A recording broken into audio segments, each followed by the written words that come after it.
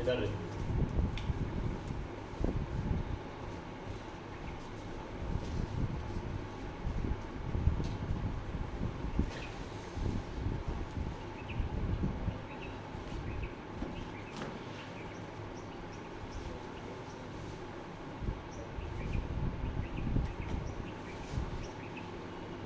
आज अपन जो पढ़ने जा रहे हैं बेटा, वो टॉपिक है अपना कोलराउस का नियम।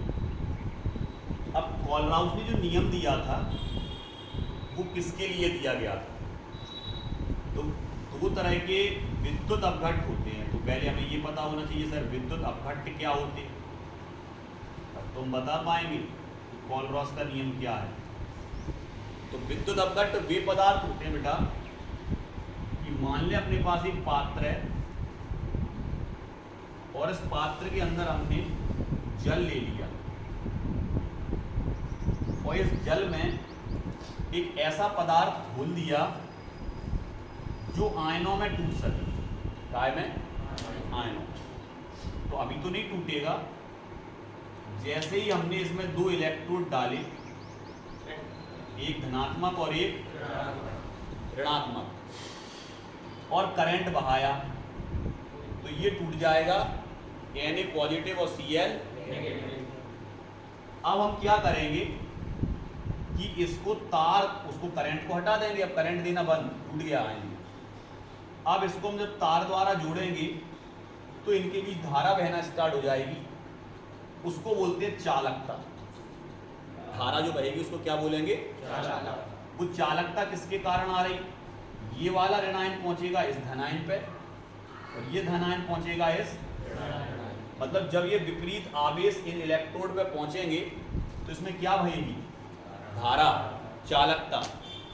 अब इस चालकता का मान उतना ही ज्यादा होगा जितने ज्यादा इस विलयन में आयन होंगे। अगर ये आयनों की संख्या कम है तो चालकता कम आएगी, और अगर इसकी आयनों की संख्या ज्यादा है तो चालकता ज्यादा आएगी।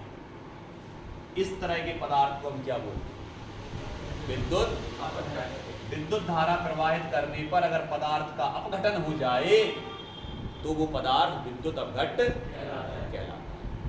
अब ये दो तरह के होते हैं, एक होता है प्रबल और एक होता है दुर्बल। प्रबल की खासियत है बेटा कि ये पूर्णतः आयनित होता है। पूर्णतः मतलब 100% आयनों में टूट जाएगा जितना लोगे। और दुर्बल विद्युत अपघट्ट की खासियत होती है कि ये आंशिक आयनित होता है, बहुत कम टूटता है।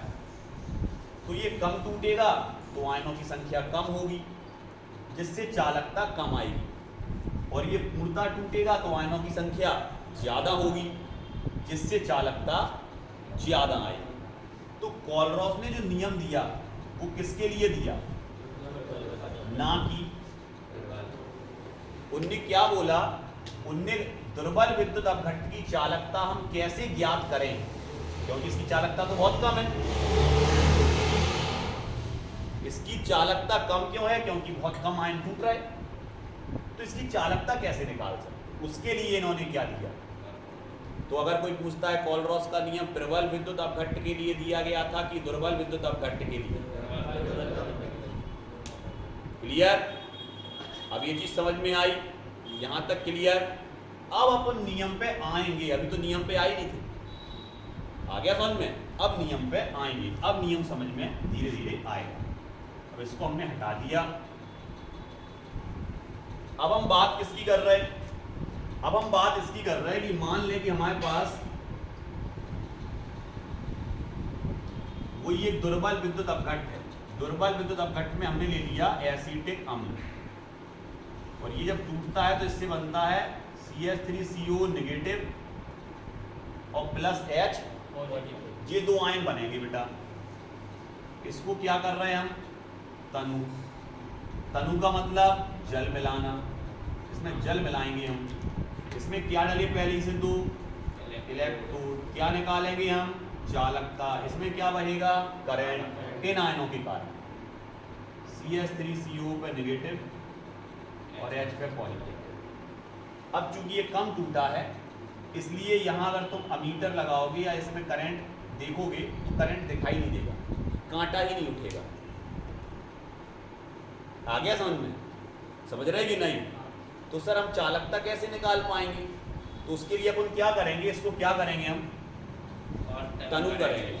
जैसे ही हम इसमें जल मिलाएंगे ये थोड़ा सा और ज़्यादा टूट जाएगा, फिर और जल मिलाएंगे तो और ज़्यादा टूट जाएगा। तो कितना जल मिला दें सर? इतना मिला दो जब तक ये टूट रहा तब तक मिलाते जाओ। जब ये आयनों में टूटना क्या हो जाए, बंद हो जाए, तो ये अपन जल का मिलाना बंद कर देंगे। इस चीज को क्या बोलते? इसको बोलते हैं अनंत तनुता। कितना तनु किया इसको? अनंत, अनंत तनुता। अनंत तनुता को काय से दर्शाते? इन्फिनाइट के निशान से। काय से दर्शाते? अनंत। आ गया समझ में? तो अगर हम बात करें कि इसकी आणविक चालकता निकालनी है आपको, आणविक चालकता को काय से दर्शाते? Lambda M. ये एम अणु के लिए, लैम्डा चालकता। काय पर निकाल रहा है? अनंत तनुता पर। तो अनंत तनुता पर अगर आणविक चालकता निकाल रहे हैं आप, किसकी? इसकी। तो वो किस पे निर्भर करेगी? इनकी चालकता पे और इनकी चालकता पे। मतलब समस्त धन आयनों की चालकता और समस्त ऋण आयनों की, और इन दोनों की अगर चालकता को जोड़ दें तो किसकी चालकता निकल आएगी? ये किसने बताया था? पॉल। अनंत तनुता पर, भाषा पढ़ रहे हैं, ध्यान रखना अब इसको। अनंत तनुता पर किसी भी अणु की आणविक चालकता का मान समस्त धनायनों की अनंत तनुता पर चालकता और समस्त ऋणायनों की अनंत तनुता पर चालकता के योग के बराबर। क्लियर? अणु की चालकता किस पे निर्भर करेगी? उनकी आयनों की चालकता। दुर्बल विद्युत अपघट्ट के लिए समस्त आयनों की चालकता को अगर आप जोड़ दो, दुर्बल विद्युत अपघट्ट के लिए समस्त आयनों की चालकता को क्या कर दो, तो अणु की चालकता निकल काय की निकल आती। लेकिन इसके लिए आपको क्या करना पड़ेगा? उसे अनंत तनुता पर ले जाना पड़ेगा। इतना पानी मिलाओ कि ज्यादा से ज्यादा आयन टूट जाएं। क्लियर? एक बार फिर से रिपीट कर रहे, किसी भी दुर्बल विद्युत अपघट्ट की आणविक चालकता समस्त धनायनों और समस्त ऋणायनों की चालकताओं के योग के बराबर होती। ये था किसका नियम? क्लियर?